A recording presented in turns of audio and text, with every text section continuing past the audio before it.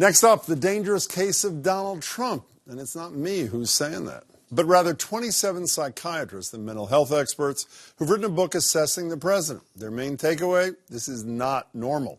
And they view it as their duty to warn the rest of the nation. One of the authors, Dr. Leonard Glass, resigned from the American Psychiatric Association a few months ago after 41 years of membership over its so-called Goldwater rule, which in essence says you can't comment on the mental condition of someone you have not examined and who obviously hasn't consented. Dr. Leonard Glass joins me now. He's an associate professor of psychiatry at Harvard Medical School, senior attending psychiatrist at McLean Hospital. Doctor, it's very good to see you. Thank you. It's good to be here. The American Psychiatric Association does not believe you should be sitting here giving your opinion on, and I hope I get the language right, the mental condition of a public figure, Donald Trump, without his consent. Why are they wrong in that opinion? Well, they are privileging the protection of the profession, the guild, against a repeat traumatization such as they experienced when the Goldwater rule came out, which was they lost a libel suit and they were caught having extended themselves without sufficient basis, and so they put this gag rule out saying you cannot say anything. You can't even say that Donald Trump is without a mental illness. Do you think, I know you haven't done a poll of your colleagues, but do you think most of your fellow psychiatrists agree with your position? Because most of them have not spoken out. You were in the minority, not the majority. Right. I can't really say with any confidence. I hear from the people who agree with me mostly. I think people are ambivalent because they're invested in protecting the profession from disgrace, and they're invested in staying members of the association. If they speak out, they risk being reported for violating its ethics. Even though no one has been suspended, I don't think, ever since the Goldwater rule. Am I not right about that? It is true they haven't been suspended. It is not true that they haven't been reported, and that there is, in fact, one psychiatrist who's in the process of being evaluated for an ethical violation of Goldwater. Why did you decide both to resign and to speak? Well, first I tried to work this out with the American Psychiatric Association. I spoke to their consultant on the ethics committee. I've run ethics committees myself. But why do you think it's important for people like you to say what you believe here? Well, for one thing, everybody else is saying it, and we are the medical specialists with training to actually comment with a degree of experience and expertise. Okay, so doctor, what I'm going to do is I'm going to describe a couple of behaviors that I know you've written about and ask you to give me a quick comment about what that behavior might represent in a public figure.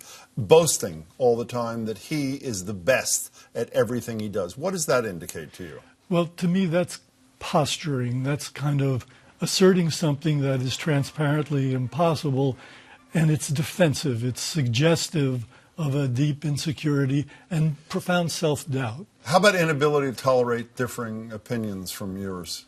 Well, similarly, it's a kind of closed-offness, a protectiveness, an unwillingness to tolerate the fact that one might not know everything, that one might not know more than the experts, than the generals, that one might have to depend on other people. How about ridicule of people, especially vulnerable people? What does that indicate to you?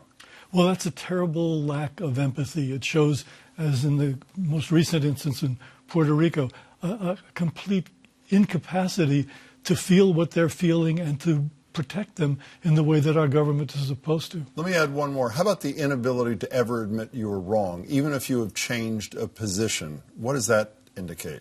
Well, profound denial, a rigidity, a kind of preference for one's self-importance and delusions of one's perfection over the reality. You know, on the radio, many of our callers ask the question or posit the notion that Donald Trump is mentally ill. You assert that that's not the right question. That's not the relevant. Why is that not the right question? Well, there are a number of reasons. One, being mentally ill is not a disqualification for high office. Just think about Abraham Lincoln and Winston suffered from Churchill. Depression. Exactly. Great leaders. Second of all, having a mental illness isn't what we're talking about. We're talking about functional impairment, somebody who can't process information, who can't make subtle, nuanced discriminations, who can't consult other people, but who gets overwhelmed by his own personal insecurity and urgency and has to lash out impulsively and Are vindictively. you just describing the president in those last couple of sentences? I'm describing my experience of the president, yeah. I'm going to read to you part of an amendment to the Constitution where Donald Trump allegedly said to Steve Bannon the other day, "What's that?" Just a piece of it. It's Section 4. Whenever the Vice President and a majority of, essentially, the Cabinet transmit to the President of the Senate and Speaker of the House their written declaration that the President is unable to discharge the powers and duties of his office, the Vice President shall immediately assume the powers and duties. In your estimation, is the President unable to discharge the powers and duties of his office should the 25th Amendment be invoked? That's my conclusion. I think he is unfit for office. I think that was clear before he was elected, and it's become inescapably clear in the time since. You know, speaking of, it was clear before he was elected. We only have a minute left. Art Kaplan, who you probably know or know of, medical ethicist, is on with us. One of his most passionate notions is we have to go back to the way things were ages ago, where the primary candidates of the major parties submit detailed evidence, medical records, to an independent third party so that the American people have a sense, and they should continue that trend once in office. I'm assuming that's something you think would be of value and necessary for the American people? I think the American people deserve to know what a person is really like, not just how they present themselves, not how they assert themselves to be, because that's very seductive, and people who feel powerless and who feel like they're not being rescued can find a savior and can fall for him and then put him in a position that he's grossly unqualified to follow through with. Doctor, congratulations to you and your 26 colleagues for the courage to say what you think. I really appreciate your time. Thanks, Jim. Thanks so much. The book, again, is The Dangerous Case of Donald Trump. 27 psychiatrists and mental health experts assess a president.